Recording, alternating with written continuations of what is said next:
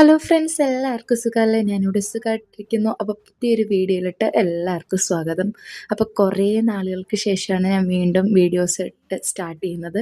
അതുപോലെ ഞാൻ നിർത്തിവെച്ചൊരു സംഭവമായിരുന്നു ഈ വായന എന്ന് പറയുന്ന ഒരു കാര്യം, ബുക്സ് വായിക്കുന്നത്. ആദ്യം ഒത്തിരി നോവൽസൊക്കെ വായിക്കുമായിരുന്നു. ഇപ്പം ഞാൻ കുറച്ച് ദിവസം കൊണ്ട് വായിക്കണില്ല.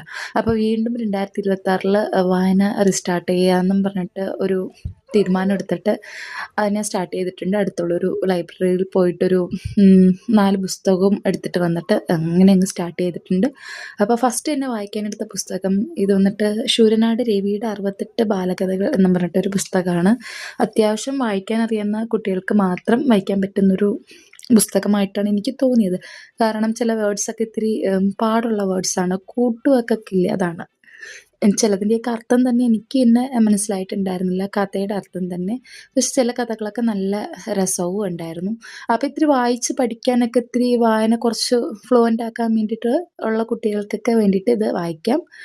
അപ്പം വേറൊരു പുസ്തകം കൂടെ ഞാൻ വന്നിട്ട് വായിക്കാൻ സ്റ്റാർട്ട് ചെയ്തിട്ടുണ്ട്. അപ്പോൾ അത് കഴിഞ്ഞിട്ട് അതെങ്ങനെയുണ്ടെന്നും കൂടെ റിവ്യൂ ഇട്ടേക്കാം. അപ്പം ഇനിയുള്ള വീഡിയോസിൽ ഇതിനൊക്കെ ബുക്സിൻ്റെ റിവ്യൂസും കൂടെ വരുന്നതായിരിക്കും.